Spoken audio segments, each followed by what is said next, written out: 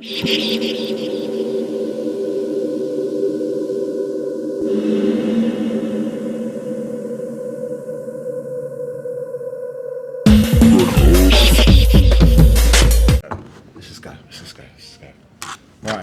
We're on. Mic check. Check, Mic 1, 2. Cool. Yeah, cool.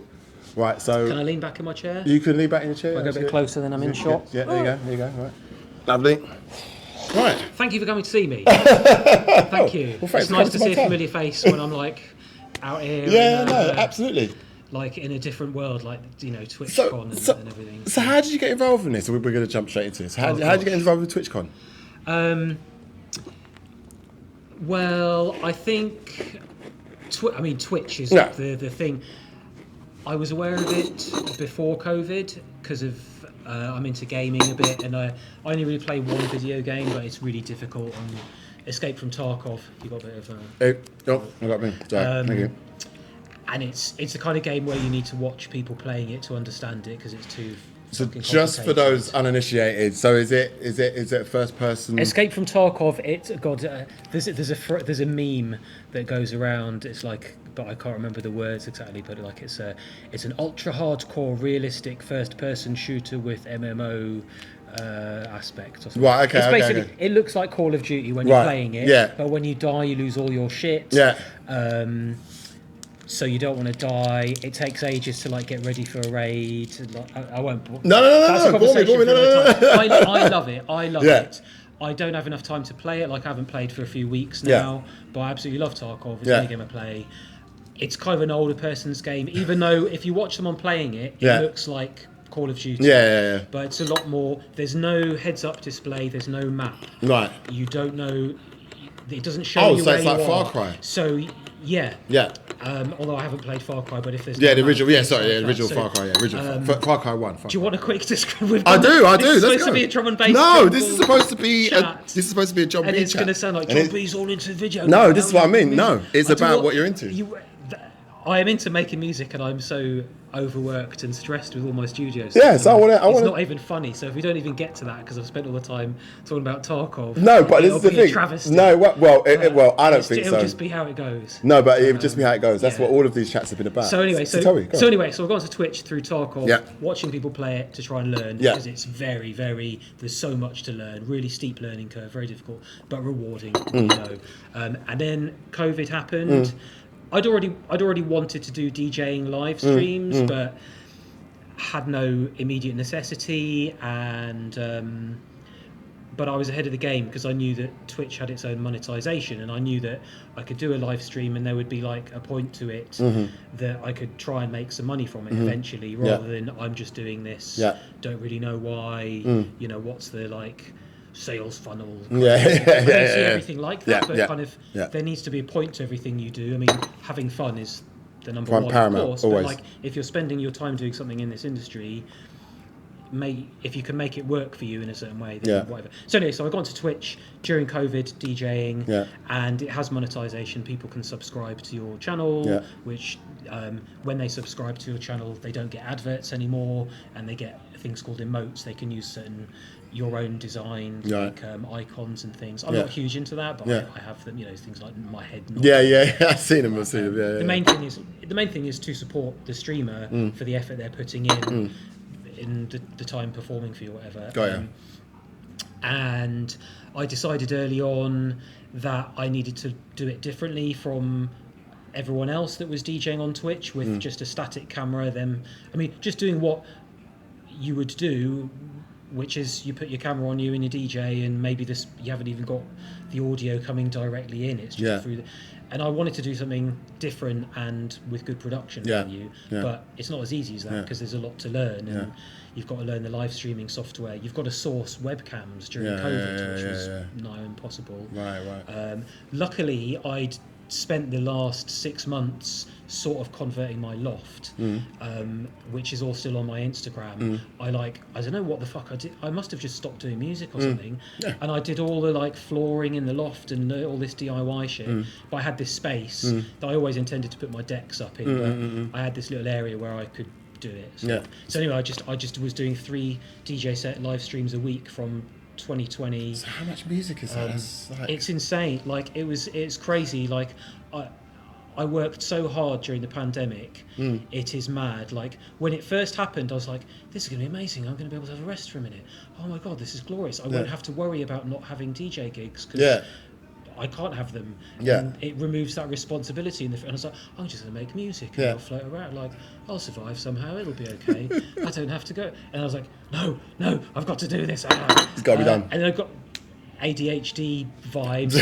You get an idea in your head. Like I'm not a card-holding member of ADHD. You can tell. Yeah. Like, I think most people, most people, anyone my I life, meet that's successful in music or our world, there's somewhere on it. It's always there. If you can weaponise it, they're good. Yeah. It's a battle, but I think ADHD is like a modern characterization of creativity. I just think that, like, my son's very creative. He's been told that he's on the spectrum and all this sort of stuff, but he's just constantly drawing, he's constantly creating. Everyone I know that is like that or has been told they're like that creates all the time. So I guess there must be something in it. And you just got to make sure you direct your focus into something that's a worthwhile. That's worthwhile. Because I find I'm aware of it now, so I can. Usually I'm able to and my wife will say, no. you remember when you got interested in crayfish fishing, John? Or whatever. All right, maybe crayfish fishing, is a bit too far. But don't tell that to Paul from Pendulum. It's him that I got when he lived in London. He was all into it, and I was like, what? That's cool. So I got a license and I got the official trap. Wait, hold on, back up. So it's just saying Paul from Pendulum was into crayfish fishing. Yeah, because I mean, he lives his life the right way and does cool stuff. He lives on a barge, or? Well, he's back in Australia now, but he was in London, and I think around the canals in London, there's shitloads of crayfish. And there's you're allowed to do it, but you mustn't return them because there's basically the signal crayfish. Right. God, here we go. Here's my rabbit hole. There's an invasive species of crayfish, the big red ones. Right. Which are just decimating the native species, and they're also bad for the environment because they burrow into the things. So you can get a crayfish fishing license for free because you're doing the Environment Agency a favour by taking them out of the system. And eating that being said, I learned all this about it, and I bought the net thingy, and I got the license, and I've never once done it.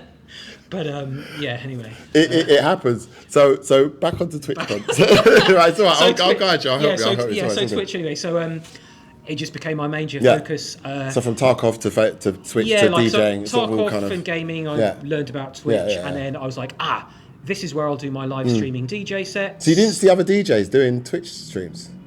Not before. Right, okay. I mean, once I got on there, I did. But even in the early days of me doing DJ sets, I wasn't really looking around, seeing other people. Yeah. It was mainly you'd see people pop up on Facebook doing the Facebook DJ live stream. Yeah. But it was always just somebody standing there in their kitchen with the setup, which is totally fine. Yeah, That's the way everyone does it. And some people have had insane success with that. Absolutely. And, if it's all about the music and the performance, that is all you need. Dot Scott's quite classic example. He doesn't even have his face. Doesn't have his face, just has like it is the music, and people go for that, and they do. And that's cool. However, I was like, I want to take this to the next level. I need to differentiate myself. I see some opportunity here. Twitch is a visual platform. This could be cool. And so I learned, if you put a green screen behind you, you can apply a chroma filter, which will make that go invisible, and then you can have anything else behind you. The default is you have some spinning shit you've ripped off somewhere else, or whatever. And I was like, well, I can make it look like I'm in a DJ booth in space. I can make it look like I'm DJing at Boiler Room, which I hate. But I'm not there. Ha ha ha. What's annoying me? So I had all these ideas, but this was pre-generative AI, and I was still learning a lot of things. So I was very, very limited by what worlds I could create, just with Photoshop, or I'd be like, oh, there's a scene in this movie where the camera doesn't move, but there's there would be situations that pop up where I'd be like, oh, I can finagle it in a way where I'll put a layer in front of me to look like a table, then there's the webcam, and then there's a video in the background or just an image. And because sorry, not to cut you, but it's just I've always noticed that it's easy to do the stuff from behind, but you actually get the thing where you're sort of sitting in a bus, or you actually get that kind of. So OBS is the software everyone uses for streaming. It's the industry standard one. That's not music. And you can just it's like a bit like Photoshop. There's layers of video and layers of input and things. So on a basic level, because I have to optimize everything I do for that. Yes, keep going. Sorry. So that it doesn't crash, because there's a lot of files flying around, and like my stuff now, there's sometimes over 50 different scenes it cycles throughout my. So you make it with Photoshop? Album. Well, mainly video. Some elements of Photoshop, but. On a simple level, there's a transparent video in front of me, which provides something like a table. Yeah. Then there's the webcam, which is with a green screen, so it's just me cut out. Yeah. And then there'll be a video behind me. Right. All of which I've already pre-made in like Final Cut. Yeah. And then whatever I've made in Final Cut, I've done with like a static image of Photoshop, maybe to have the world, and then I'll have chroma keyed out dancing people or dancing animals or lighting, like smoke coming up to everything to try and sell it to look a bit more realistic. Although in the early days it didn't look realistic at all. That kind of added to the appeal, it was though. different. I was learning as I was going along. Yeah. And like just. I remember you had loads of the dancing bananas all happening. Like, you know, some of it. It's something I always say when I do it is, I know this looks funny and comical, but I'm serious about the music. Yeah. And this is to look fun and exciting and to bring new people in and to enjoy the visual thing. But like. And I know I play a lot of stuff that's commercial and fun. It's to try and get people in. It's like if you're playing at a wedding full of old people, you don't fucking smash out Sunday sessions, heavy, real shit, because they're going to be like, what? Yeah. So I try and play approachable, try and be like an ambassador for drum and bass. Absolutely. Play approachable stuff that I like, that I still rate. I don't play anything I think is shit. And then I'll try and feed in some heavier stuff. Or I'll do... During peak COVID, Wednesdays I played Liquid. Yeah. Fridays or Saturdays I would play like a festival friendly, like just uplifting, high energy bit of everything. Yeah. And then Sundays I played classic sets, like every Sunday. Yeah. And I played vinyl only classic sets, which that was probably the highlight for me. Yeah. I went through all my old records and I had my decks there. It was hard to prep because I had to go through before to make sure I could find stuff that would work and like plan my set every time. And so I was preparing 3 unique sets every week, 2-hour sets, sometimes longer. It's not like 45-minute headline set you play every fucking time on tour. Like it was so much preparation, and so much preparation of the video stuff, and then also just Twitch side, making sure the alerts and all the things, like when someone does a donation, you have a source that pops up, and so you have to create like an animated GIF that will show it, and like, a lot of work, isn't it? All of those things are very important because it creates a reward when there is someone who's kind enough to know to donate to you or something. So trying to think of, because every time I do a set, that's a huge amount of effort and time and all that. So I want to maximise anything I can like get out of that. So if I haven't got all my other ducks in order, like, why am I doing this? So it was just a constant, like, I've got to do this, So I aged like 20 years in 3 years, but at least I didn't die. But you still had time to do that. You were doing the Twitch stream, and I remember there was a period where I wonder if the sous vide of steak was like. Was that another crayfish thing? I remember there was a period where you I haven't. Well, you used to talk about it publicly a lot. Go off on another tangent. Yeah. I think I was doing that before Twitch. Yeah. Pictures of things. Yeah, I remember you doing. So I quit drinking like 6.5 years ago. Right. I never done drugs, never smoked, never smoked cigarettes, never smoked weed, like never done anything, never done any like class A's, or I sort of like, you know, I'm a bit of a nerd and all that. And my parents were not strict, but they were very supportive when I was growing up, and they're like, you know, we'll support you and all that. You're going to university, like, just don't go on a motorbike and don't do any drugs. Right, okay, smoke. fair enough. Oh, cool. Like, and I hadn't, you know, by the time I got to university, I still hadn't smoked or done drugs, and I was like, I'm fine. I mean, I drunk too much. Anyway. So you gave up drinking 6 years ago. So when I quit drinking, the way I did it was just, I don't know, removing. I don't know, I just don't seem to care. I mean, I like good food. Yeah. It's really important. I value it. Yeah. But I've kind of removed a bit of that joy in my life of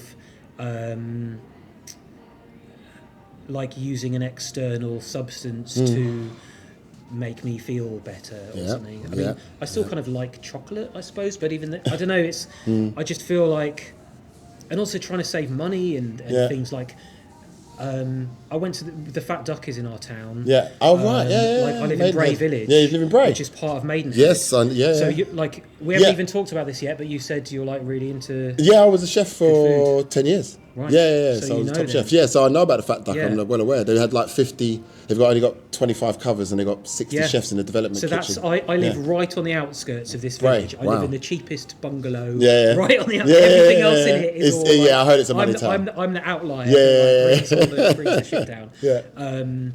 But yeah, Bray Village. So there's the Waterside Inn, which is the Roux Brothers, which has held 3 Michelin stars for the longest amount of time of any restaurant outside of France. Jesus Christ. So that's legendary. Yeah. That's been there. Yeah.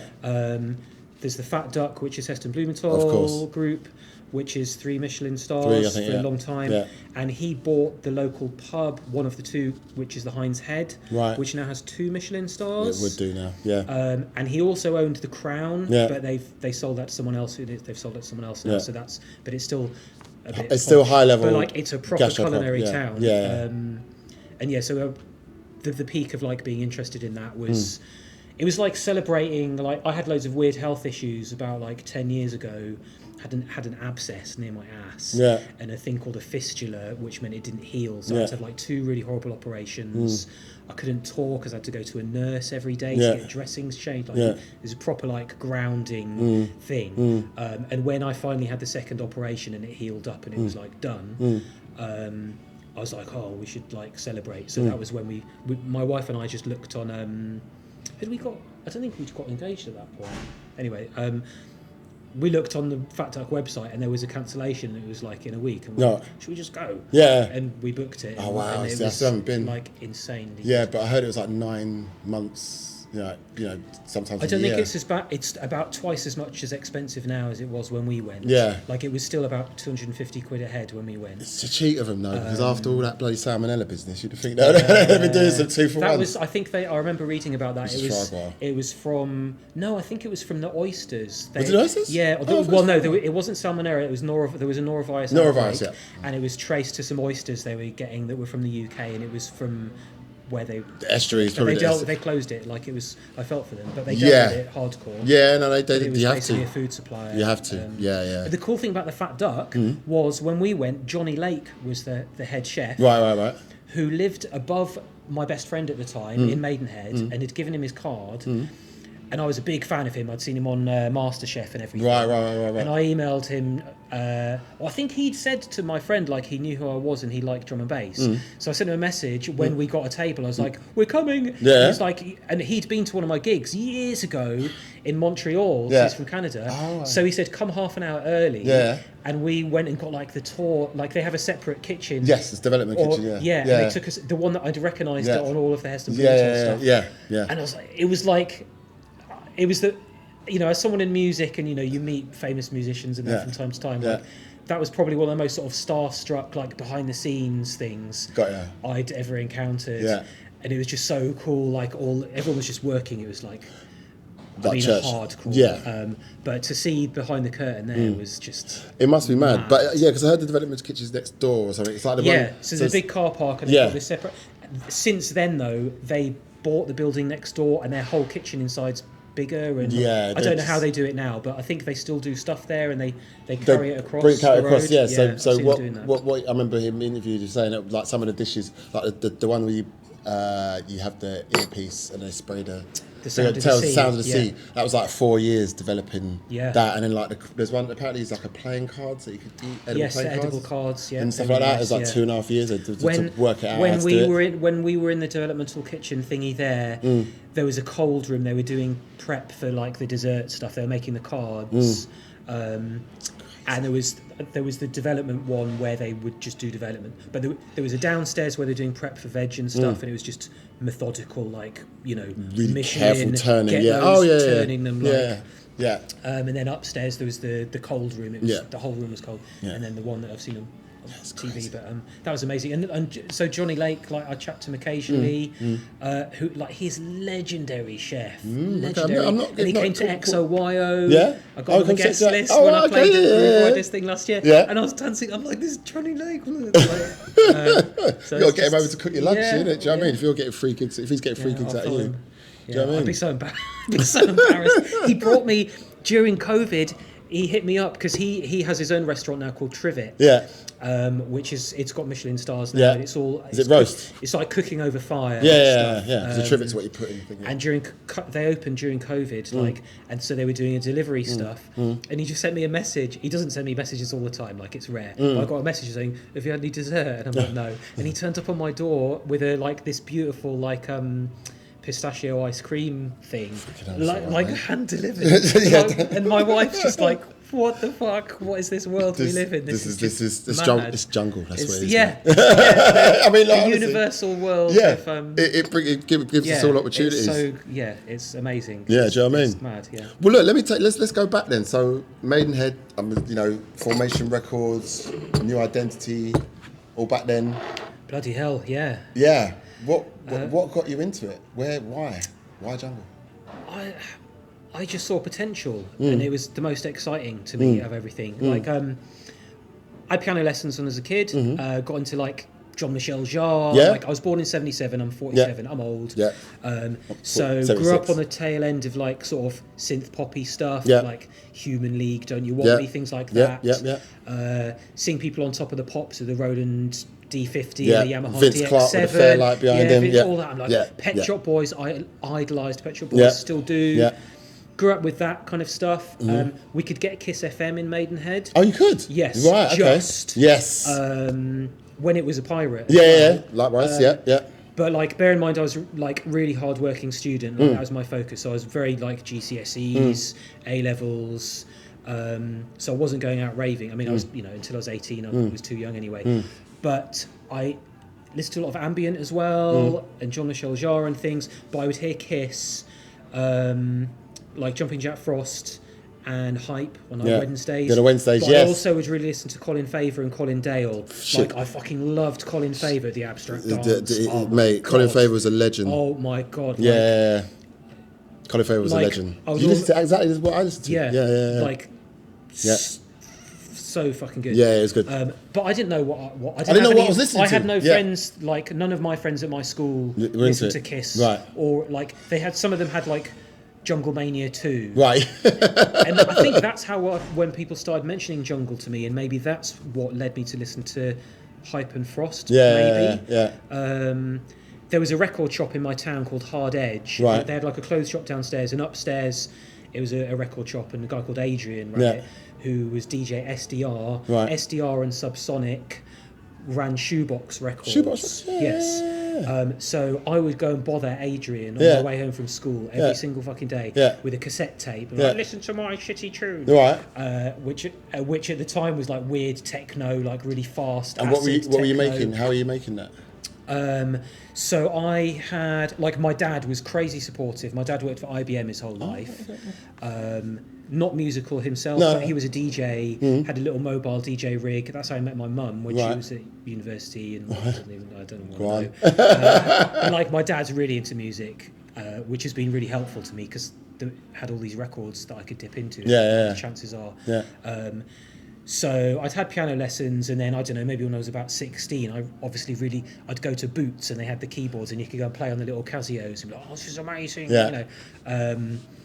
And for my birthday or something, I begged them, and I got a Roland D10, I think, and an Atari ST. Oh wow, yeah. So you had Music X. And then I used Pro. I had a Spec Drum before that. Actually, Spectrum. 48K. Yeah, 48K. There was this thing you could plug in that had some. It sounded like a drumulator. Yeah. It had some. It was like an audio emulator. Yeah. It was weird. It plugged into Kempson interface or something. It's called the Spec Drum. So I learned step programming on that. Okay. But yeah, Roland D5 and D10. Sorry. And then I think I got a Roland R5 drum machine. It had a Yamaha TX81Z. But my dad took an interest, and I'm well aware of the privilege and everything I had out of that. But what he would do he would use Loot and free ads, and he'd scour. He took he was really interested in the things, and you can play them, and he'd see somebody selling a D10 and a couple of other studio things that they didn't want, and I'd go with him sometimes, and he'd sort of he'd enjoy sort of trying to do a hard bargain and all that. Because I think his first job with IBM was selling computers and stuff, so he was like to get a deal. Yeah. So he'd go, and there'd be one thing that I really, really needed and was desperate for, and I was like, please.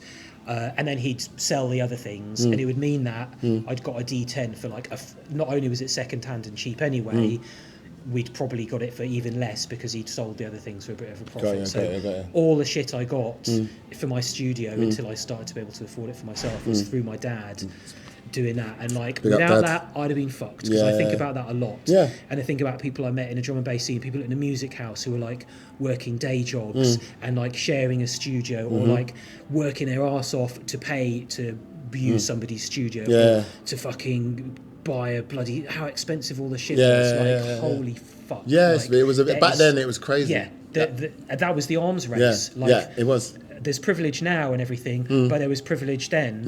In a different way, because a lot of people cited. I remember at the time, like cited Moving Shadow, didn't they? Because they said, "Oh, they got Pro Tools," and I remember hearing about this thing called Pro Tools. I remember the Pro Tools. What's Pro Tools? Pro Tools makes your jungle amazing, does it? Wow! It's like, what is it? What does it do? What tools are they? It's like but we didn't know, because obviously we didn't know. No, we just heard about this thing. We were still using. That was great to see the excitement about when there was a new piece of equipment. Yeah. Be at the music house. Oh my god. The Fine Line TC Fine. TC Fine Line. Oh my god. Yeah. TC Fine Line. Oh my god. I remember smash it, makes it loud. I was literally remember being excited about hearing about that. There was so many compressors and different things that came out. I bought a compressor. I mean, I've only just recently really learned how to use compressors properly. Yeah, I still. I think it sounds better. I still don't. There were no YouTube videos to watch. Well, no, but I've got to shout. Fuck, his name's gonna pop out of my head now. But my man in Canada does all the. How is it? I've forgotten his name. Stranger, thank you for saving me. Stranger, Alan, I'm so sorry, I forgot your name. I'm so sorry, you know I love you. But Stranger, he's been doing that for years now, and I must admit, and I was like, I don't need to listen to him, man. He's come after me, you don't know nothing. You always learn. And I watched and I was like, so that's how I put a bass line. So, you know what I mean? I learned so much from him. I've learned so much from Stranger. So, and we had none of that. No. Nothing. No, just guesswork. You're just trying to work it out. Guesswork. I remember when I made the switch from the Atari to a Mac. And I had my first Mac, and I was just trying to get it. I'd got paid for my first album, I think. Like Leroy had sorted me out. And, so that's DJ SS. Yes, DJ SS. Fucking hell, like legend. And I think I'd had enough money to like buy a G4 Mac, and it was a big change. And I had like an audio card going into the like. I'd got oversold, and I'd bought more complicated things than I needed. And I was sitting there. You couldn't go on YouTube to get guide. There was no, here's how to use your G4 with your ASIO drivers. First, what you're going to want to do is plug in your USB. And I was sat, I had to end up with this mark on my face because I'd sat like this, reading the manual, just going, ugh. And I went to the bathroom and just had this big like red blob because I'd sat for so long in this one position trying to read this like, how do you... It's crazy. Your ASIO drivers to get your... Using that Akai. To get your SMPTE interface to synchronize correctly with the Uniter 8 interface. Oh my god. See, these kids don't know how lucky...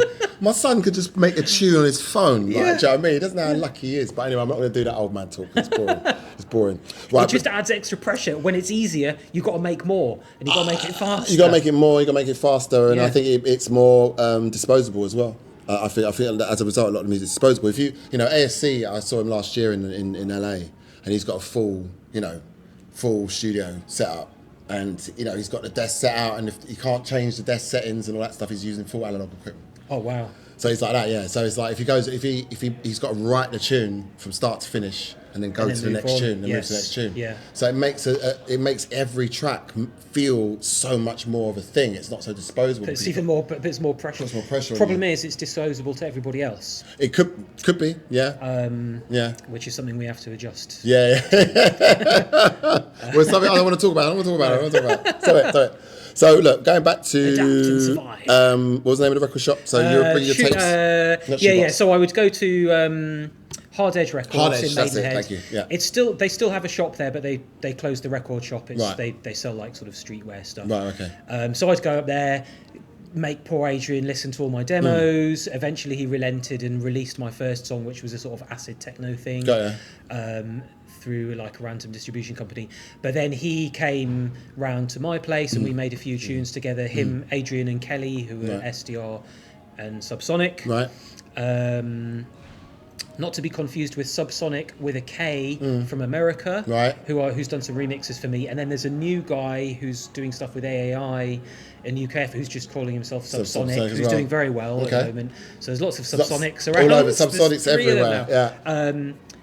They sort of took me under their wing initially and came in the studio. Like, I would sort of engineer it and make a tune with them. So we did some tunes together. They released them on Shoebox. Kelly was like very business-like and they were helpful and learned a bit about arrangement.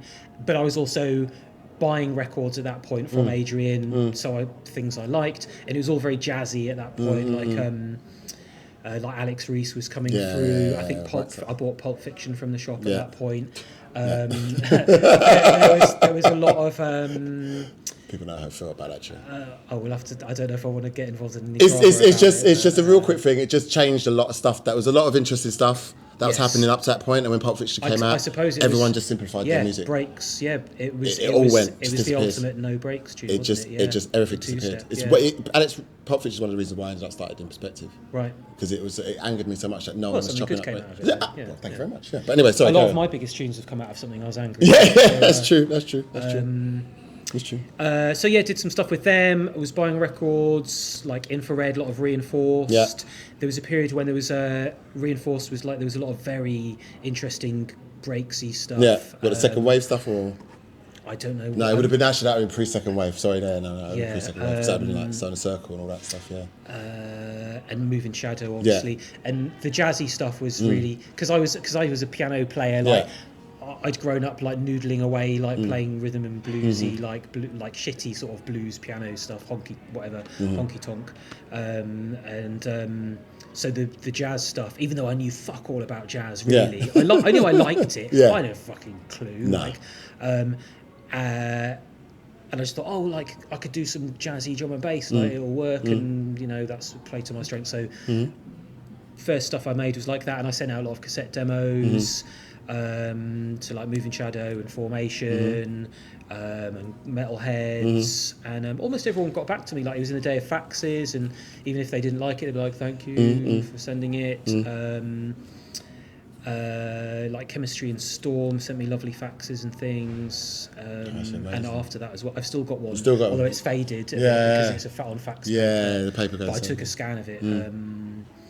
Storm was always, like in the early days especially, she was so you could tell she was really going out of her way to be very positive and encouraging. Like I kind of, the timelines I get mixed up with, but I'm pretty sure she was very instrumental in me getting my first releases on Heads, which was Diversify, which was on Platinum Breaks 3, I think. It was 3. Which was my foot in the door there.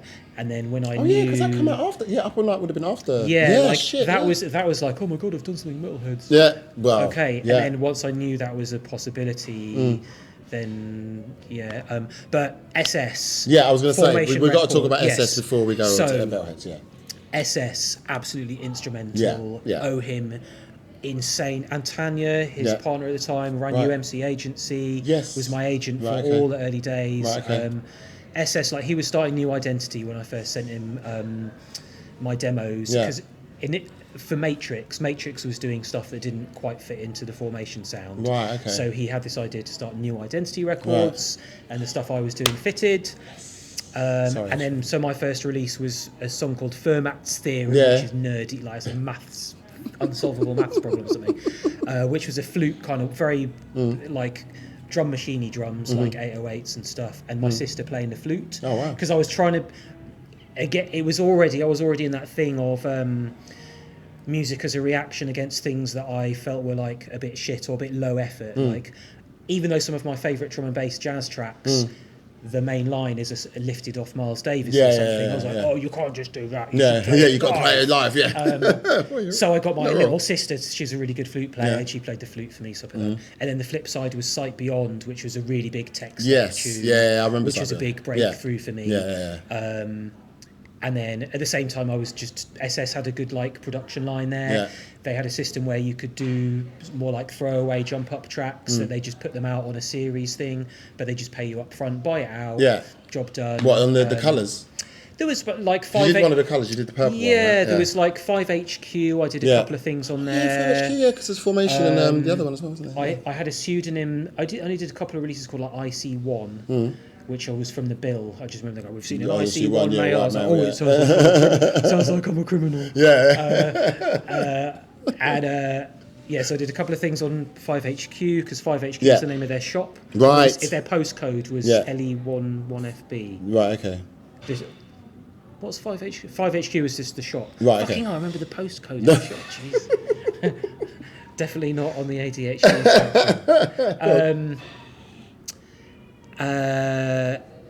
So yeah, I mean, SS just supported me, gave me an avenue. I knew I could release stuff, so I was like, wow, this is cool. And it was great because I was still a student then, so it was starting to give me a bit of pocket money and probably a bit too much confidence, and started boosting my ego a bit too much. But it was great to feel like I had an avenue for my music, and then had a bit of weight behind my name, so when I was at university I could put on events and get a little crew around me and get other people involved in what I was doing. And Newtone was at university.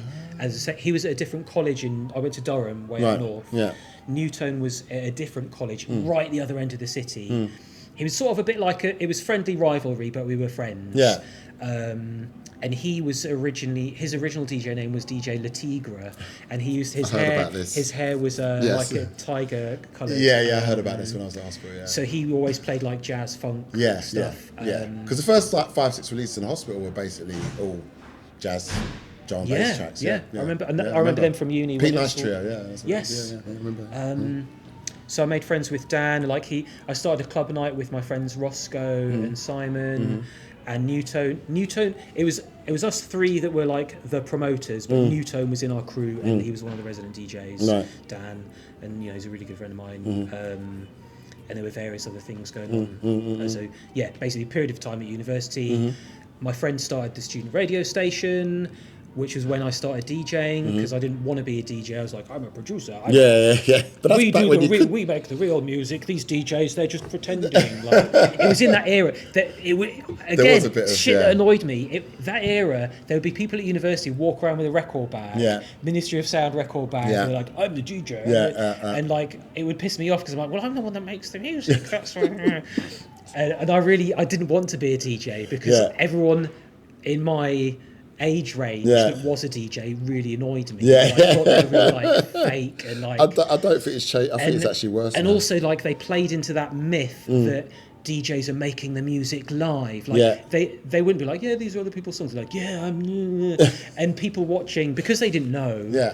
They assumed the person up there was somehow conjuring up a magic with whatever equipment it was that made all the music. Did people think that? Right, I don't know about that as well. Not around my way, but so I was like, fuck that. But so was DJing. Learned to DJ live on the student radio. In the middle of the night. Because it wasn't playing like proper drum and bass. You weren't allowed that. They weren't allowed to play that during the day or anything. Or? It wouldn't have been suitable. Really. I mean, Durham's like posh vibes, really. Like, but what was beautiful was everyone was very supportive. There, even though it wasn't like a lot of people got into drum and bass through that. That's what I'm saying. I mean, I think jungle's for everyone. And that was a really good time to sort of see the sort of power of it outside of normal club stuff. I can see if you play at that time I was playing things like Aphrodite and Mickey Finn and all the Loonies remixes and to try and bring people in where it wasn't too confrontational. But I'd still play like Nitenichi Ryu and like proper real shit as well. That's what's always to try and squeeze it in. But that's always expose them to that. But that's what's always confused me a little bit about you, because you've got this almost duality from how I'm just observing you from a distance, because you do act as an ambassador for drum and bass and have this sort of commercial-minded approach to playing your music, but at the same time within the scene you're sort of seen as like that the guy that's super different. So you're sort of like almost playing. You're not deliberately doing this. It's not something you set out to do, but the way I've observed you. Because one of the things that I always rated about it, I think you did an interview, I don't know, it must have been like 2000 or something, 2001. I think it might be for UKF or DnB TV or DnB Arena or something. And you mentioned us as Technical in Perspective. And because someone asked you, is there anyone out there that's doing interesting new things?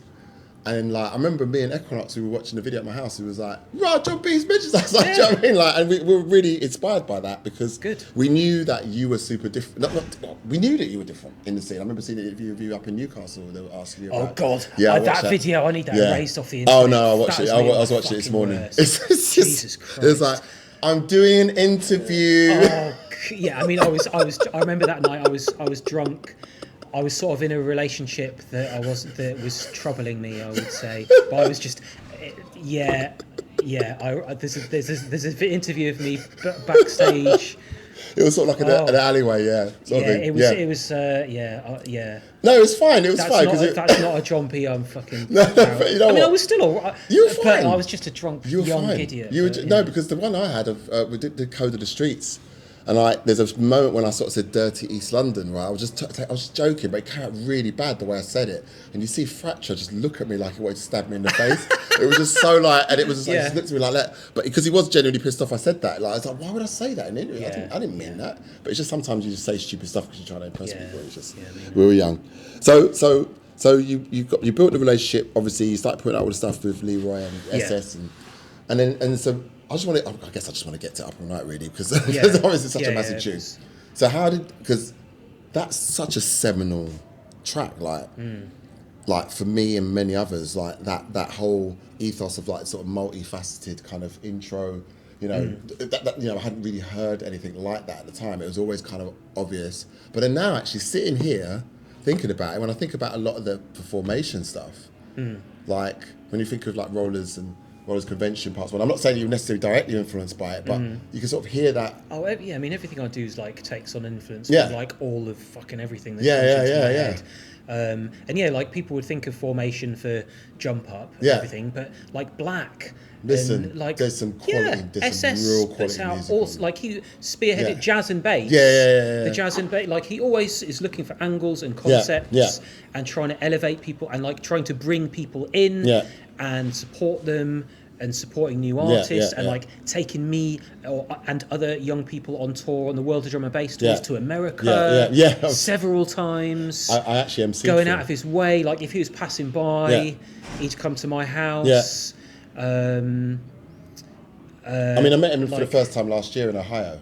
Oh, God. So and you MC'd for him, right? I hosted for him for a little while, and I swore and he told me off about it. I was like, "There's no swearing, I swear." I was like, "Oh shit, sorry." I'm sorry. No profanity. Yes. No profanity. Yeah, because he's obviously a man of God. And I respect good that. for him. And I absolutely respect that, and there needs to be more of it. Actually, I think, because it's just some madness out there at the moment. But for real. But so what? I don't want to ask you what made you make that tune, but was it? I can tell you. Like, so I mean, I've been asked this sort of before, and I'm sure. I do feel I'm so proud of that song. Yeah, it should be. I feel so lucky that somehow it came out of me. Yeah. And people like it, and it's considered a classic. Absolutely, or, has some importance in. Absolutely, Stone Cold classic. So the way it happened, like, I think it was around when I'd got my first Mac and I'd started to learn about using plugins to destructively edit audio. Right. And I had loads and loads of classic breaks and stuff already in my sampler. Yeah. And I wanted to like fuck them up. Yeah. So I spent days and days feeding just simple classic breaks in through Bias Peak. It's just like a audio thingy. Destructively adding a plugin to it, like a lot of them didn't work, like ring modulators, weird bit crushy things and all that. And then I bounced them all out to DAT, and then I sampled them into my sampler again, and then painstakingly chopped all the breaks up and then put them all across the keyboard. And I had like 2, maybe 3 full, if you imagine your whole keyboard, each key is like a different trigger on a break, but then across the keyboard there's there's a few of them one break, next one's another one. So I spent like ages and ages in this preparation building up what you hear are the breaks of Up All Night. Yeah, because it's a very unique sound. I mean, some of them are just, I think there's a normal amen in there, maybe in one of the fills, and there's like the alien girl kick and snare in there. Like, there's a lot of layering and everything. So there was this huge amount of prep for that, and then one evening I just sat down and was messing around with the beeps, and I got the riff in, and I wrote it all incredibly quickly, and like, but it came from having everything prepared and knowing what my palette of sounds was. And I was like, as soon as I did the beeps and I found the vocal sample off a really old sample CD, I was like, this is going to be great. But I already had the idea of what I was trying to do, which was a reaction against something that was pissing me off in drum and bass at the time, which was where people would take an old hardcore tune, rip off the riff, whack an amen under it, and be like, here's my song. And sell 10,000 vinyl, and nothing bad had happened to them. Hold on. Whoa. So, was there anyone in particular that? I'm trying to start. There were. There was The Lizard by J Magic, which basically sampled the Vamp, note for note, stab for stab, which is a great tune. I love J Magic. I respect him. But that tune was like, I mean, if he gave Joey Beltram the songwriting royalties or whatever they're cool, and it's the Wild West, whatever. I mean, everyone was, That's how it is. And like Dylan was doing a few things like the Mentasm Wall. There was loads of stuff floating around where Total Science where the tune was essentially like a bootleg of a very famous classic. And that's totally cool. But it was a bit like me saying, "Oh, that's not jazzy drum and bass." I was like, "I'm 20-year-old John. Oh no. Yeah. So anyway, I thought, well, I'd like to make something that is an authentic new drum and bass track made with like the heart and soul of like old hardcore. Even though I'd never been to any of the bloody original hardcore raves, this was just like from what I'd learned since then of just going out to the drum and bass stuff that I was, which was all, I was going to Sunday sessions every week, Movement on Thursdays. I don't think Swerve had started that. I was going out as much as I could to things and taking everything I could, but I'd never been to proper warehouse raves, and was not there during the birth of drum and bass. I'd never been to Rage, anything like that. But it doesn't sound like it in that tune, man. That's what I'm saying. You did a good job. I was like, what are the ingredients of like beeps, high pitched vocal. The vocal sample was normal pitch. I pitched it up to make it sound like it was rave. I knew I needed like a nice kind of Reese, and I used the Vamp single note stab, but I played my own thing, and then I used all my breaks, and I just sort of did it so quickly. And I read this book a few years ago called like The War of Art. I guess I was trying to like work out how to sort out my productivity and things. And like a lot of these books are shit, or like you read the whole thing and there's one takeaway. And there was this one takeaway. It's about like flow state, basically. Right. Okay. And when you're in flow state and you feel like things are working and coming through, if you're doing something really good, people will often say they feel like they're almost like possessed by angels or something when they're making their greatest work. And like at the time I was just in it and I was like, this is amazing, and I felt like it's just coming out of me. Like I know I did it and whatever, but it is so weird sometimes. I feel like I'm not responsible for it. It's like something funny channeled through me. Like I don't think I'm special or anything like that, but it feel like the luck is channeling through you or whatever, so I just try and do my fucking best. Right. But made it, and I was like, I knew this is for heads immediately. I was like, fuck. So it wasn't like a commission. You just sat down and wrote the tune and hit him Goldie as the first. As soon as I started going, I was like, oh my god, this is going to be for me. And so you sent that to Goldie straight away. Yeah, I can't remember how. I don't know if I had a contact for him at that point. So Bailey was super supportive. Oh, right, okay, Bailey. And Chemistry and Storm was super supportive. So I might have sent it to them first. Right. I have a feeling I'd sent it to Bailey, knowing he was playing at Dingles that weekend or something, knowing he would play it and Goldie would hear it. Right. Like, I think there was something like that where I gave it, but I can't remember. But, like, I can be for sure Bailey and Storm would deserve absolute respect for, like, helping me get it through. And then I can't remember, like, Goldie, I don't remember Goldie phoning me about that, but I do remember Goldie phoning me when I was still a student, when I'd sent him a kind of a shitty demo, and we went through all this stuff, because I didn't have a mobile phone then, nobody did, and he was at the peak of, like, timeless shit then as well. Wow. And he somehow arranged, like, he phoned my mum and dad's house at midnight, and my mum loves telling the story to, she's like, oh, it's Golden Records, and she tells that to all her, like, crew. Golden Records. And she, like, somehow we got him the phone number for the phone box in the basement of my halls of residence. Right, okay. And, like, there were, like, several evenings where I was just sort of sat there waiting for and it would ring.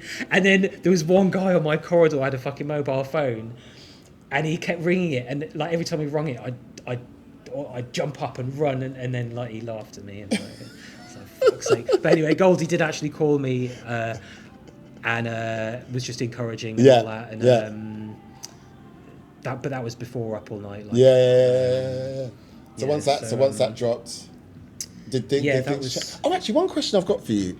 Sorry, this is my ADHD brain quickly in because I was just thinking. We're forgetting Secrets and Prototype Years and Groove Rider. Well, that's what I was going to say. Yeah, because I was just going to ask you that. Yes. So, is Codename? Are you? No, I'm not Codename John. No, I know you're not Codename John, but Codename John was a name for Groove Rider. But I thought because someone told me a long time ago you got nothing to do with it. Okay, someone told me a very long time ago that it was you and Groove Rider under Codename John. But okay, good. I cleared that up. I have no involvement. Right. Okay. That, It would be great if it was. Yeah. Because I would imagine maybe it was Matrix or Future Man or something. Yeah. So like again, that to SS, right? SS is super close with Groove. Yeah.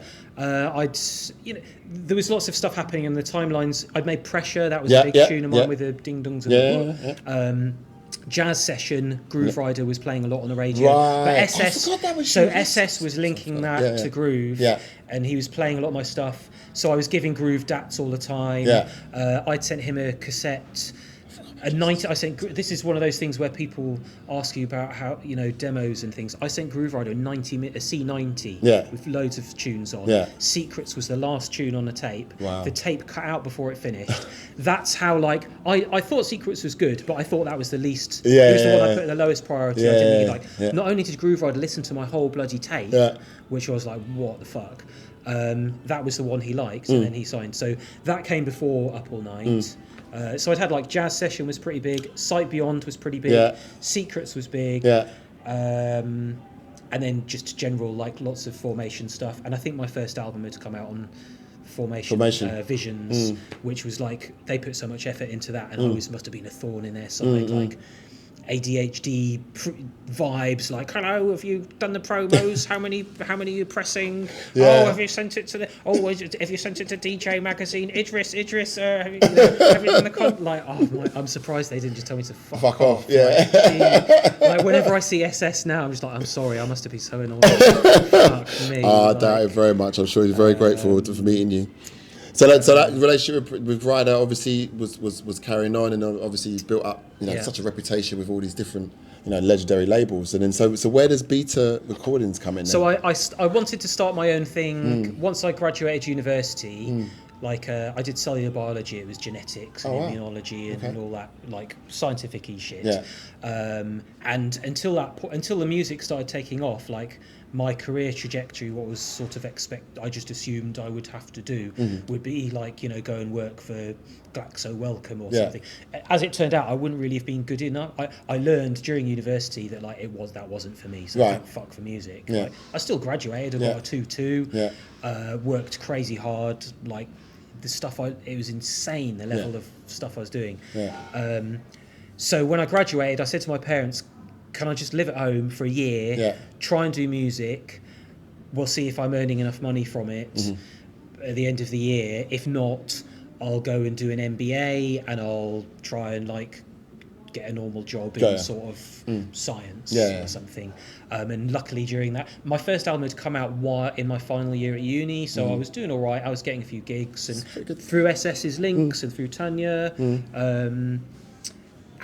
So by the end of that year, I was doing well enough, and my parents let me live at home. I wasn't paying rent. See, shout out mum and dad, always.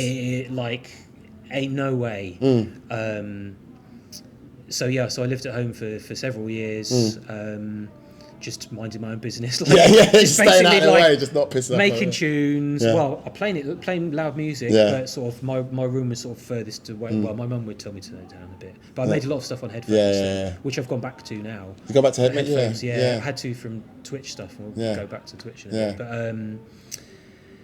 But so then just was getting enough gigs really, and then that just continued and then so then we're talking about, because one of the periods I remember was the electro step period and American Girls and this is when we were starting Technicality. So that was 99 when we started Technicality. So I remember you were doing that, and I felt a kinship with you, what you were doing, even though we weren't necessarily communicating. Because it was outside of the mainstream. Yeah. And so it was well, he's doing our weird madness, and we're doing our weird madness, and we're just both. But even though you would have known I was an electro steppy DJ, when I was doing my international gigs, although I'd be playing mainly that, I would still drop in tunes of yours. Absolutely. And it makes life No, we difficult knew who you were to before. fit it in. It wasn't Yeah. like you weren't defined as that. I'm just saying Yeah. that's when we started, was when you were doing that. Do you know what I mean? Yeah. So yeah, I mean, I've been through a lot of. I guess that's how I've survived. Is sort of. Yeah. I mean, it's not. You know, like see how Madonna and Bowie, like Yeah, people yeah. reinvent. Like I'm nowhere near. Like I saw how they had reinvented their image, and I saw the importance of being memorable and having an image and being a performer and having some sort of star style charisma or whatever. Like that can morph into too much ego and being a dick and all that. Absolutely. But like being larger than life and all that, and but in a good way, became part of my thing. And I think the electro stuff really was the peak for me in lots of touring and everything, and I really loved it because I love 80s stuff and synthesizer music, and again I saw an avenue, a way to like bring in an outside type of music into drum and bass, make drum and bass better as a result. No, it doesn't have to affect the whole scene, but like it shows drum and bass is diverse, open and diverse, and everything can fit in there, and like the crowds are tolerant of like a little bit of something new. Like, absolutely. You can't just stand up like. Before I went freaky deaky electro, I had to fucking earn my stripes, and I had to make up all night and pressure and that's true. I had to release on Creative Source and earn my stripes, and I still have to do that. So I still try to balance it, but because people trusted in me, but also I kind of had to not care. That's clear. I played some dubious shit in my years, but I liked it when I went to. I've been to Sun and Bass once. And one of the highlights was your set on the beach. Oh, they were always really good fun. Oh man, it was great. I remember, the people I was with. Greatest times I've it was ever brilliant. had, and it's like just hearing such eclectic taste and enjoying so much of the music, and the music that I grew up with. My older sister, was playing, because I'm 76. I'm like 1 year older than you. Same era, but like my sister was playing Paul Hardcastle and Manhattan Transfer. Paul Hardcastle, yes. Yeah, and there was like Cabaret. I made a really shitty remix of 19. 19? Yeah. Oh shit. No, 19. I love Paul Hardcastle. I would have sent him some fan. He's still active and stuff. I would have sent him fan mail. Yeah. I mean, I had an email exchange. I had an email exchange with Mark Archer, which was like a very special moment for me from Alternate, because I fucking loved Alternate so. Oh yes. It's just these two guys on Dance Energy with the face mask before COVID. Do you know what I mean? The face mask are just. My last release on Metalheads, I called Ventil 8. Oh, okay. I started it in COVID. Yeah. And it was like an old school rave. Yeah. And that was a nod to Alternate, because all their tunes had 8 at the end. Evaporated. It's like, but they were amazing. But like people who really influenced me was like people like Shep Pettibone. I don't know if you remember. The remixer of Choice. Right. Shep Pettibone remixed every bloody. Blow Monkeys is my first piece of vinyl I ever bought. Blow Monkeys, yes. Yeah, Choice. The Shep Pettibone remix. Yeah. And they remixed 5 Star, Level 42. I love 5 Star. Level 42. Love 5 Star. Yes. I love Level 42. Lessons in Love, the Shep Pettibone remix. And there was Pet Shop Boys. I mustn't get him mixed up with Jelly Bean Benitez. Oh no, Jelly Bean Benitez is someone different. Yeah, Shep Pettibone. Shep Pettibone was New York. Jelly Bean, I think was. I think they're both New York. I think they're both New York. They were like hip. But Jelly Bean was dating Madonna, wasn't they have made off all their remix fees in those days? Holy. It must have been insane. I don't know if they were making. Someone was making money. It might not have been them though. That's the thing. But that was a different time. 5 Star, before iPods, when I was travelling for gigs, I remember playing like Thailand and things where it's a long flight and iPods didn't exist yet. So I'd have a little CD player and then just a handful of I had this little case, so I had to choose, and I had like 5 Star's greatest hits, Howard Jones's greatest hits. Oh, Howard Jones! Flock of Seagulls. Yeah. Oh, I could tell you Howard Jones stories. Oh, wow. But 5 Star, they were good fun, man. Love them. Fucking hell! Oh my god, I'm just talking too much. No. When I was at primary school, when I was 10, I had a little drum machine. I think that was before everything. A Boss DR110 in a little thingy, and there was a show and tell thing, right?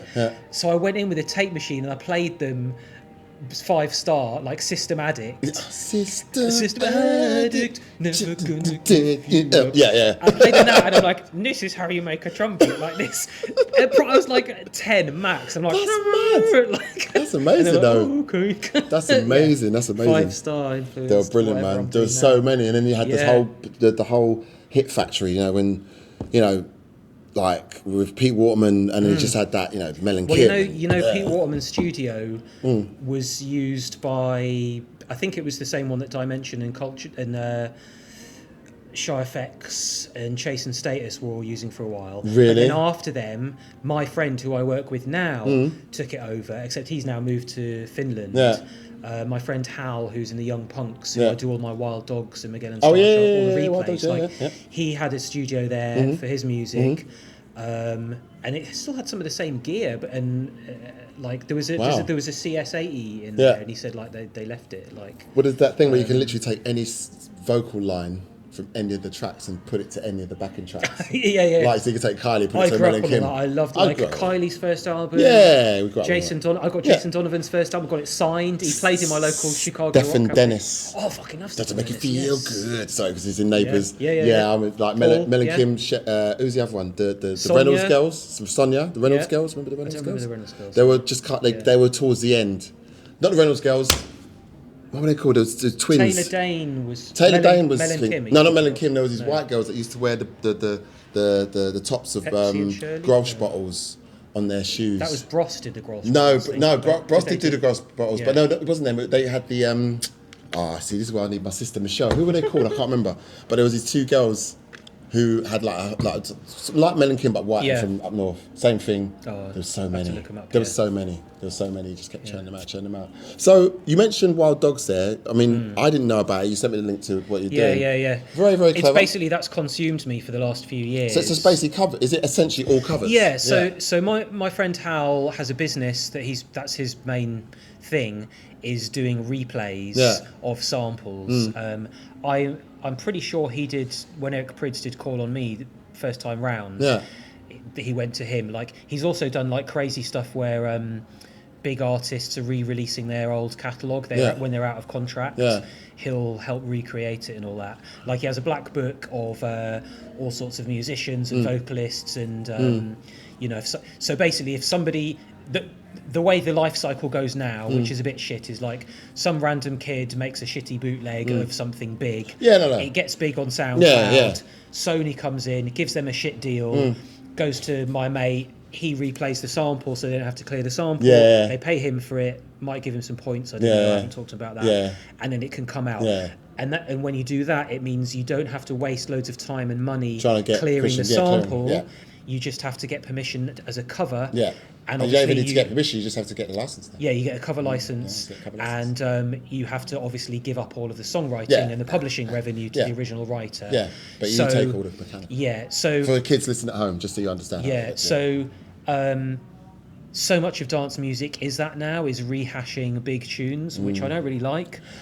And there's so much of drum and bass is that. It's become But it's other people coming in, taking a piece of the pie, and it's people coming in as well who haven't. I mean, it doesn't matter if the tune's good or whatever. But I understand. It annoyed me. There's a lot of shit that just comes out, and it's doing really, really fucking well, and they're making loads of money. I mean, if you look at what's happening in Afro House now at the moment, it's exactly the same. Jesus, I don't even. I don't even understand.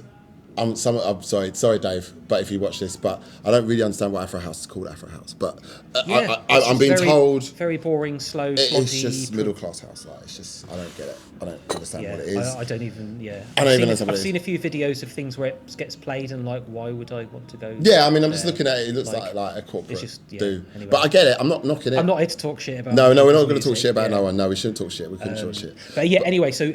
Opportunities there, like he came to me, he's like, yo, do you want to just like we can do I'd worked with him on stuff before, and he knew I could work quickly, and we just got on it. Like there's so much because he's got so many replays, or we'll just be like, something's going viral, can you sort a replay, and I'll bosh out a remix quick. And it does take a lot of my time because I'm doing so many tunes. I've done like probably about 15 tracks this year or more.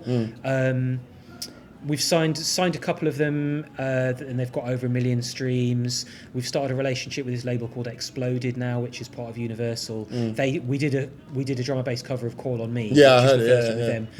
Them. We did one of Imagine Dragons, Believer, Believer, which got taken down. Right. Not the Monkeys, Believer. It's, okay. Is it a tune from Arcane? They're in Arcane, aren't they? I believer. Hey, give me up and it up. Yeah. Believer. That's using Arcane. You know that series, the League of Legends animated series? They're actually in it. There's a scene where they're actually in the thing. Right. In the thing, yeah. So we did that one, but it got taken down because the replay matched something else that must use the same replay. Right. Okay. So we've now signed that to Exploded because they're distributed by Universal. Yeah. So Universal can't take down their own shit. So there's all this. I'm learning a fair bit about. It's all the dark arts, man. Yeah, it's the dark arts. So I have to be. I was on the fence with that because I spent so much time and effort doing it. I've done a lot of songs. We did like Lola's theme, Call on Me. We did a Shaka Khan one. The first one was the one that was Warren G, Nate Dogg sampled. Right. Regulate. Regulate, yeah. What Shaka Khan one did you do? Ain't Nobody. Ain't Nobody. I did a lot of these when I was on a Twitch music contract where I was doing all my studio production on stream. Right, okay. So it helped give me something to do. Yeah. But all of this stuff is under a pseudonym. Yeah. And it's not like serious drum and bass matters to me. Yeah. So I've had, my main thing at the moment is trying to balance my time and make sure I make the right kind of music I want to. So I've been doing loads of that basically. None of it's blown up hugely, but it is doing well. But all of those ones, any of them have the potential to become massive. Yeah, because I can of the see recognition. So it's worth doing. I'm doing a good job with them all. I'm trying to make them authentic, sound like good drum and bass. I'm not just churning out shit. And I'd rather I was doing it than someone else who doesn't give a fuck. There is a lot of, if you delve around in Spotify, there's some random artists who don't know who the fuck they are, and they've just got a really shitty replay of something and made a really bodged up in Ableton thing, and they're getting millions of streams. I don't understand, fuck, man. But I think that's because it's dry streaming, and it might be bots, and there's some weird shit going on. There's some AI shit, and I think it's the dry streaming thing because there's just because what it is, people don't relate to music in the same way anymore. So someone will just come home and say, "Play me summer hits," and then that's that. Which is why it's important in these things that we do. Sometimes we have to make sure the SEO is right, and the way you title it, DnB version, drum and bass version, and we also experiment with that to see. Some of them might pop off, if it's written DN with a lowercase n. There's some weird shit. What, in the title of the track? You're playing around with that? But and also you're right thinking of Alexa and all that. So many people listen with voice control. Yes. So play me the drum and bass remix of da da da da da. If your one, you might know that there's a bootleg coming out soon or whatever, but if your one comes out first and you've asked on Alexa, you've got more streams and it will pick that one. There's all kinds of shit, which happens in the reverse as we get fucked with it all the time. Because people do it too. So in this year I've had a huge shift and I'm feeling really positive about everything. It's the first time where it was kind of out of a fear of releasing too much stuff not as JohnB. I'm like, well, I need to be making sure I'm not taking my eye off the ball of what's important to me. So first time ever I know I'm capable of making a lot of music very quickly because I just fucking get on it now, which this process has helped with because my mate's like, just bash it out, it doesn't fucking matter, just here's the parts, do a remix, they don't, I do a good job, but I'll spend 3 days, bosh out a good remix. So it shows me I can do something good that's perfectly good mix down and everything quickly. And once you start working quickly, you get used to it and you have better templates and things. Got ya. So I'm like, well, I need to fucking release more JohnB stuff. So I just looked at, I'm like, well, what's the best practice? What's the gap between releases you can get away with? And the 4 to 6 weeks is the sort of considered you're all right. Any shorter than that, you're going to cannibalise your previous release. But if you start looking at your stats, there's there'll be a peak, and then Spotify might push it to more people. So you sort of have to be mindful of things. Crazy. So, but is it because I know that there's labels that release on a weekly schedule? Yes, but that's different artists. Different artists. Yeah. As a single artist, it's like cannibalizing your own thing. You need to. So anyway, I'm working on a release schedule where I'm trying to release stuff as close as possible as I can get away with because I'm trying to not relaunch my career, but actually making an effort for once to release stuff regularly and methodically with a plan, like a fucking release schedule. You and me both. Which I've never had. I was just like, I'll make a tune. And before you know it, 3 months have gone by and you've just been fucking around. I just want to leave a legacy. Not that it matters. When you die. No one cares. I'm reading a book at the moment called 4,000 Weeks, and it's the whole idea is stop worrying about your to-do list because you're going to die, and when you die, you're dead. And you're not going to leave a dent in the universe that anyone really like. Even Steve Jobs, like everyone in 100 years, is people really going to like? I mean, we all think he's amazing, and I respect what he did, but like once you're dead, you're dead. So kind of do what you can. When you can, but what matters to me is making some good music and making. I know I've got a talent and a skill, and I've got so many ideas for tunes I want to make. I'll need to get them done and get them out, and then maybe once I've run out of ideas, I'll have a break. But so I'm just working really hard and setting a release schedule, and I know what I've got to do, and it's always too much. And it seems like a good place to leave it then, man. Because like, anything for the future, like. Well, just like I've just babbled on here, mate. Like, no, but that's the whole point, man. I feel really we talked about like ADHD vibes and all that, and you've also got me like yesterday. I was on the train on my own all day, never talked to soul. And I can also feel like I can relax because I did the DJ set at TwitchCon. That's out of the way. I've got the rest of the weekend to like chill. I'm not in a rush. No. So like you've got me. I'm like. But it's brilliant. But that's how I am. Like, if someone asks me a question, I want to answer it thoroughly. And give you all the information. Yeah, that's what I mean. I'm trying to think if people are going to watch this. They're not going to listen. They're like, JohnB's a bit mad, isn't he? Fucking babbling on. He's fucking crazy. Yeah, probably. But why would you say? At least he's not drunk like last time. Yeah. Well, that's the thing. This is a bit nice, sober interviews is what we always want. Do you know what I mean? But but thank you for being honest about that, about the drinking as well. You know, I mean, obviously. Yeah, I think it's nobody wants to see a 47-year-old fat old DJ jumping around out of control of his life, drinking too much. You know what I mean? Like, it's not a good look. No, have respect for yourself. No, it's not. I mean, have fun. Drinking's fine. Yeah. But I don't know. I just didn't want to be someone where drinking was important to them. Like, it's something that's not important in my life. Like, that was taking up mental capacity, and like, you know. I don't need to preach about not drinking. No. You sleep better, you lose weight, you save fucking loads of money if you're drinking a lot. You can drive in evenings if you ever want to leave the house. Not that I do.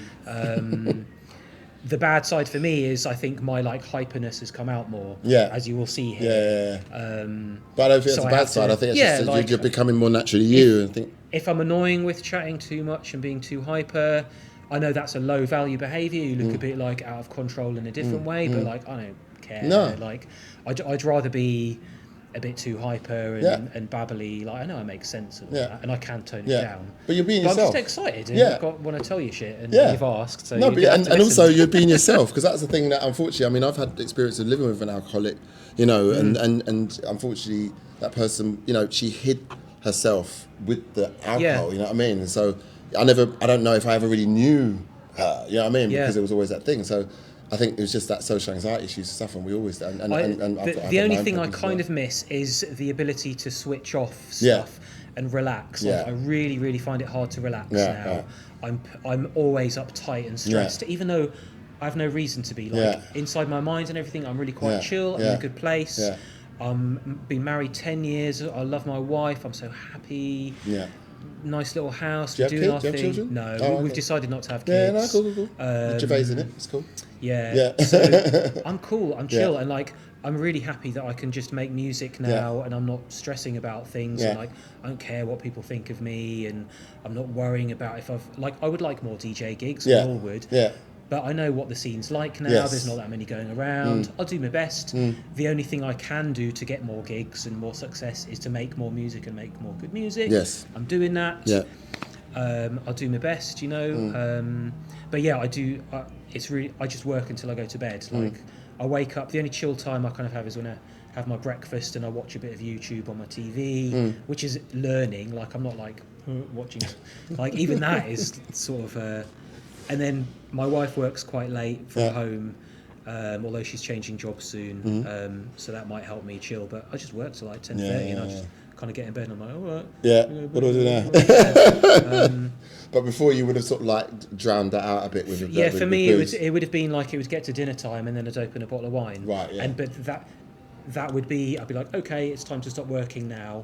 And I've had a glass of wine, so I can't work because my brain's. I mean, there'd be plenty of times I'd work in the studio and edit video, sozzled out of my mind. But it was a useful switch to me to kind of relax. But then I would just, you know, drink a bottle of wine or 2 bottles of wine or whatever, and it's just too much. And do people recommend meditation all the time? Yeah, I'm fucking Have you tried yoga? So in the afternoons, like I get fucking tired. Sometimes I sort of lie on my bed and put ambient music on and have a nap for about 5, but then something will come up. I've started making ambient music as well as a side project, which I find quite calming. Doing it.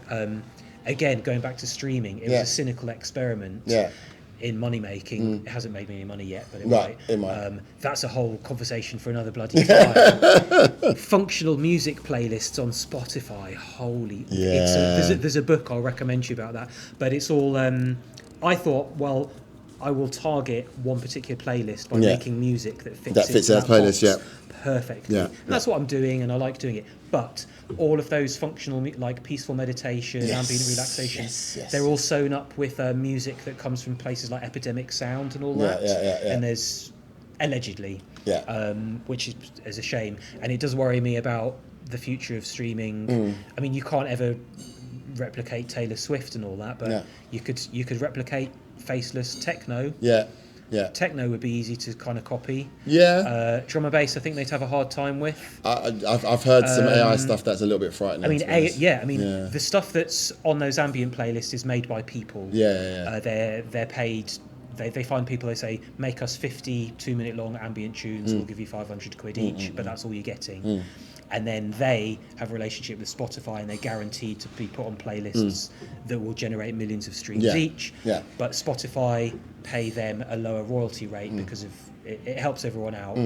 But the bad thing is somebody's like, well, I got paid 500 quid for that song, but it's done 2 million streams. Exactly. But at least they had and no one's gonna know, and no one's gonna know who the fuck you are. But at least they earn some money from making music. The equivalent is, playing the bass in a jazz band that has a regular gig in a shitty club. Like, you're getting paid for playing jazz, but you're not changing the world. You're not doing what you want. It's like it's shit. It's like Louis C.K. He made that joke about he was on like one of those chat shows, and he was like, they always have the band. It wasn't the Roots, it wasn't Jimmy Fallon, it was like the other one. And so he was like, this wasn't the dream though, guys, was it? Do you know what I mean? It wasn't. Thing, even though you get paid very well, you're on TV every day. But then hopefully that's the thing that pays the bills, and then you can. Absolutely. He said they're paying their bills as long as it doesn't take everything out of you. No, he wasn't hating on them. He wasn't saying like, but he was saying like, this, they all wanted to be. That's the nature of like it's all in the arts. There's stuff like that. It's this glamorous. At least you're not like having to like wait tables to then go and be in a band. Exactly. Like, you're still working. Working in music. That's what I'm saying. And that's what I feel fortunate that we both still get to do. Do you know what I mean? Forever grateful. Yeah, man. Cool. Well, thank you for having me. Sorry for talking your ear off. If you made it this far, congratulations. Use gift code. You get a free podcast. Obviously, catch John's Twitch stream. You do it free. You still do it? I don't know. What do I need to plug? Follow me on Spotify and listen to my music. I do my DJ sets on Twitch. Wild Dogs. They're all on YouTube. There's the pseudonym, the alias things. There's an artist called Wild Dogs with a Y and a Z. That's all the covers. But what we're doing with them now is we're adding JohnB and Wild Dogs. Right. Okay. So I see. Right. Figured I would help. Cool. Find my music. Listen to it. Listen to his podcast. Please do. All right. Cool. Until next time. Thanks, John. Thank you. Peace.